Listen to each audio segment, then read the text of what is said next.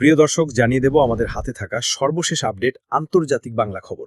চ্যানেলটি সাবস্ক্রাইব করে আমাদের সাথেই থাকুন। ভারত আবার হামলা চালালে তাদের একেবারে গভীরে হামলা চালানো হবে। মোদির হুমকির জবাবে পাকিস্তান আইএসপিআর প্রধান।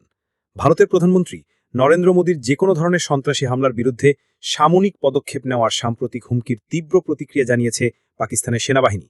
তারা হুঁশিয়ারি দিয়ে বলেছে, ভারতের পক্ষ থেকে কোনো আগ্রাসন চালানো হলে কঠোর জবাব দেওয়া হবে। শুরুটা হবে ভারতের একদম গভীরে হামলার মধ্য দিয়ে।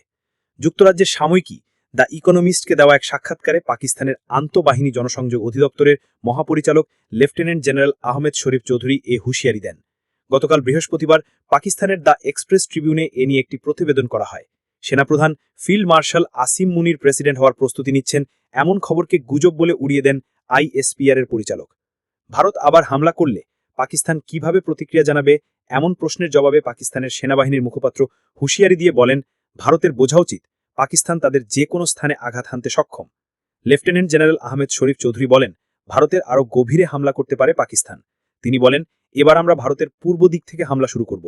তাদের অর্থাৎ ভারতকে এটা বুঝতে হবে, তাদের যে কোনো স্থানে হামলা হতে পারে। সাম্প্রতিক ভারতের পক্ষ থেকে যেভাবে উস্কানিমূলক বক্তব্য এবং অভিযোগ আনা হচ্ছে, সেই প্রেক্ষাপটে পাকিস্তান সেনাবাহিনীর পক্ষ থেকে এই হুঁশিয়ারি এলো।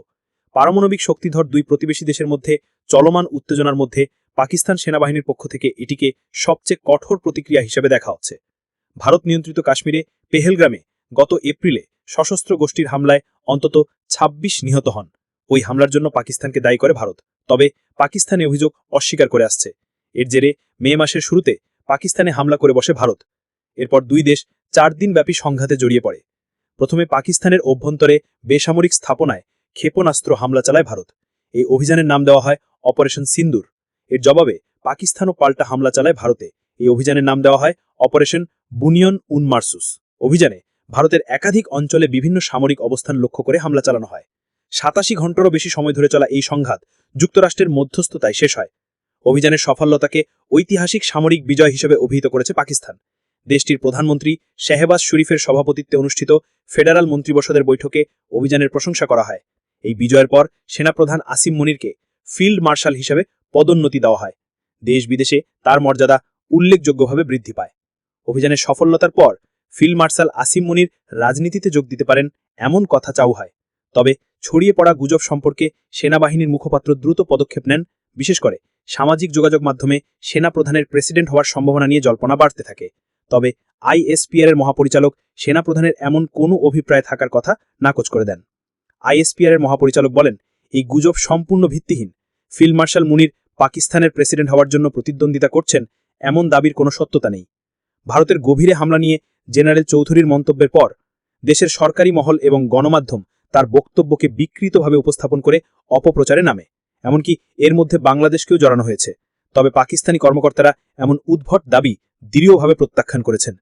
পাকিস্তানি কর্মকর্তারা জানিয়েছেন, আইএসপিআর এর মহাপরিচালকের এমন মন্তব্যের উদ্দেশ্য ছিল ভারতের যে কোনো উস্কানির জবাবে তাদের কৌশলগত ও শক্তিশালী প্রতিক্রিয়ার বার্তা দেওয়া। তারা আরও বলেন, এই বক্তব্যে পাকিস্তানের লক্ষ্য ছিল ভারতের অভ্যন্তরে, বিশেষ করে পূর্বাঞ্চলে অর্থনৈতিক কেন্দ্রগুলিকে ঘিরে সম্ভাব্য প্রতিরোধ গড়ে তোলা। এর সাথে তৃতীয় কোনো দেশের সংশ্লিষ্টতা নেই। একাধিক সূত্র জানিয়েছে, আইএসপিআর এর মহাপরিচালকের বক্তব্যে ভারতের পূর্বাঞ্চল বলতে স্পষ্টভাবে বোঝানো হয়েছে ভারতের নিজস্ব অর্থনৈতিক কেন্দ্রবিন্দুগুলিকে, যার মধ্যে কলকাতা, জামশেদপুর, রাঁচি, বোকারো, রাউরকেল্লা, ভুবনেশ্বর ও পাটনার মতো শহর রয়েছে। এই শহরগুলিতে গুরুত্বপূর্ণ কাঠামো রয়েছে, যেমন অঞ্চলগুলিতে অথবা তথ্য প্রযুক্তি ও ডেটা হাব রয়েছে। একজন আশাবাদী বলেন, এই স্থানে হামলা মানে ভারতের ভূখণ্ডে গভীর অনুপ্রবেশ, শুধু সীমান্তে গুলাগুলি নয়। নরেন্দ্র মোদী সরকারের উপর জমমান বিপ্রতি চালনায় ভারত এমন অপপ্রচার চালাচ্ছে। ধারণা করা হচ্ছে, নয়াদিল্লি আরও একটি অপারেশন সিন্দুর চালানোর জন্য এই বক্তব্যকে বিভ্রান্তিকর কৌশল হিসেবে ব্যবহার করছে, যা ভিত্তিহীন অভিযোগ, সাজানো তন্ত্র ষড়যন্ত্র ও পাকিস্তানকে হেয় প্রতিপন্ন করার অপপ্রচেষ্টা। পাকিস্তানি কর্মকর্তারা তাদের অবস্থান আবারও স্পষ্ট করে জানিয়েছেন, পাকিস্তান একটি শান্তিপ্রিয় দেশ, তারা এই অঞ্চলকে স্থিতিশীল রাখতে কাজ করছে। তবে তারা সতর্ক করে বলেছেন, কেউ শান্তিকে দুর্বলতা ভেবে ভুল করবেন না। এদিকে গুন্ডাকে ১ ইঞ্চি ছাড় দাও, সে ১ মাইল নিয়ে নেবে।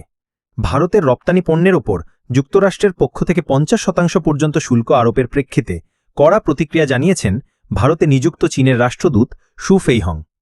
এক্স-এ সাবেক টুইটারে দেওয়া পোস্টে তিনি মার্কিন প্রেসিডেন্ট ডোনাল্ড ট্রাম্পকে কটাক্ষ করে লেখেন, গুন্ডাকে ১ ইঞ্চি ছাড় দিলে সে ১ মাইল নিয়ে নেয়।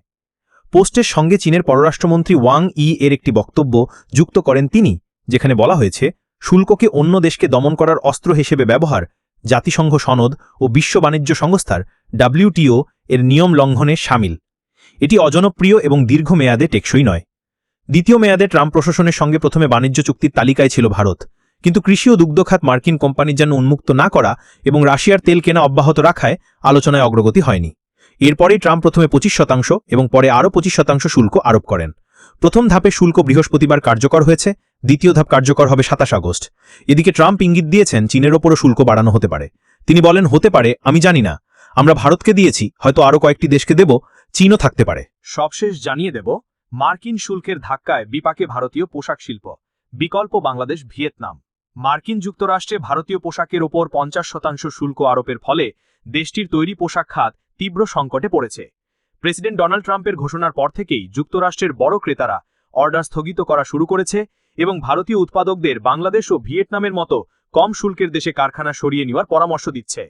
ভারতের শীর্ষ পোশাক প্রস্তুতকারক প্রতিষ্ঠান পার্ল গ্লোবালের কর্মকর্তারা বার্তা সংস্থা রয়টার্সকে জানান, গ্যাপ ও কোলসের মতো মার্কিন ব্র্যান্ড তাদের কাছ থেকে পোশাক নেয়। এসব ক্রেতা সরাসরি জানিয়ে দিয়েছে, শুল্কের বাড়তি চাপ উৎপাদকদের ভাগ করে নিতে হবে, নইলে উৎপাদন ভারত থেকে সরিয়ে নেওয়া হবে। পার্ল গ্লোবাল মার্কিন বাজারে সরবরাহ বজায় রাখতে বাংলাদেশ, ইন্দোনেশিয়া, ভিয়েতনাম ও গুয়াতেমালার 17টি কারখানায় উৎপাদন স্থানান্তরের প্রস্তাব দিয়েছে। প্রতিষ্ঠানটির ব্যবস্থাপনা পরিচালক পল্লব বন্দ্যোপাধ্যায় বলেন, সব ক্রেতাই এখন ফোন করছে, তারা চাইছে আমরা ভারত থেকে উৎপাদন সরিয়ে অন্য দেশে নিই। গত এপ্রিলে ট্রাম্পের প্রাথমিক শুল্ক প্রস্তাবে ভারত তুলনামূলক কম হারে করমুক্ত সুবিধা পাবে বলে আশা করেছিল ব্যবসায়ীরা, কিন্তু নয়াদিল্লি ওয়াশিংটনের সম্পর্কের অবনতির কারণে এখন ভারতকে দিতে হবে 50% শুল্ক, যেখানে বাংলাদেশ ও ভিয়েতনামের জন্য তা 20% আর চীনের জন্য 30%। ভারতের সিদ্ধান্তকে অত্যন্ত দুর্ভাগ্যজনক বলে অভিহিত করেছে। পার্ল গ্লোবালের প্রায় অর্ধেক ব্যবসা যুক্তরাষ্ট্রের সঙ্গে সম্পৃক্ত। কিছু ক্রেতা শর্ত দিয়েছে, শুল্কের চাপ না ভাগ করে নিলে তারা ভারত থেকে আর পণ্য নেবে না। একই পরিস্থিতি অন্য রপ্তানিকারকদের ক্ষেত্রেও দেখা দিয়েছে। মার্কিন ক্রেতারা এখন ইথিওপিয়া ও নেপালের মতো নতুন গন্তব্য বিবেচনায় নিচ্ছে। ভারতীয় কাস্টমসের তথ্যানুসারে রিচাকো এক্সপোর্টস এবছর যুক্তরাষ্ট্রে 11 কোটি 10 লক্ষ ডলারের পোশাক রপ্তানি করেছে, যা সম্পূর্ণই ভারতে উৎপাদিত। প্রতিষ্ঠানের মহাব্যবস্থাপক দীনেশ রাহেজা জানিয়েছেন, তাদের 95% রাজস্বই আসে যুক্তরাষ্ট্রের রপ্তানি থেকে। তিনি জানিয়েছেন, নেপালের কাঠমান্ডুতে উৎপাদন সরিয়ে নেওয়ার সম্ভাবনা তারা খতিয়ে দেখছেন। পোশাক খাত ছাড়াও ভারতের অন্যান্য রপ্তানি শিল্পেও প্রভাব পড়ছে। দেশের শীর্ষ জুয়েলারি ও ঘড়ি নির্মাতা টাইটান জানিয়েছে, তারা যুক্তরাষ্ট্রের বাজারে শুল্ক সুবিধা ধরে রাখতে কিছু উৎপাদন মধ্যপ্রাচ্যে সরিয়ে নেওয়ার কথা ভাবছে। শীর্ষ প্রস্তুতকারক রেমন্ডের অর্থ বিভাগের প্রধান অমিত আগারওয়াল বলেছেন, ইথিওপিয়ায় তাদের একটি কারখানা রয়েছে যেখানে মার্কিন শুল্ক মাত্র 10% এবং 3 মাসের মধ্যে সেখানকার উৎপাদন বাড়ানো সম্ভব। বাংলাদেশের রাজনৈতিক অস্থিরতা ও চীনের ওপর নির্ভরশীলতা কমাতে যুক্তরাষ্ট্রের ক্রেতারা সম্প্রতি ভারতকে বড় বিকল্প হিসেবে দেখছিল, বিশেষত দক্ষিণ ভারতের তিরুপ্পুর, যা দেশটির নিট পোশাক উৎপাদনের কেন্দ্র হিসেবে পরিচিত। এখান থেকে মোট রপ্তানির 3/3 সরবরাহ হয়। কিন্তু শুল্কের খবরে এই শিল্পাঞ্চলে আতঙ্ক ছড়িয়ে পড়েছে। কটন ব্লসম ইন্ডিয়ার নির্বাহী পরিচালক নবীন মাইকেল জন জানিয়েছেন, কিছু ক্রেতা অর্ডার স্থগিত করেছে, আবার কেউ কেউ শুল্ক কার্যকর হওয়ার আগেই দ্রুত চালান পাঠাতে চাইছে। তিরুপুর রপ্তানিকারক সমিতির সাধারণ সম্পাদক এন থিরুক্কুমারন জানিয়েছেন, এখানে কিছু পোশাকের দাম মার্কিন ক্রেতাদের জন্য মাত্র $1 আর টি-শার্টের দাম $3.5 থেকে $5 মধ্যে। এই পণ্যগুলোর ওপরও শীঘ্রই 50% শুল্ক বসবে, যা ভারতের পোশাক খাতের জন্য মারাত্মক চ্যালেঞ্জ হয়ে দাঁড়াবে।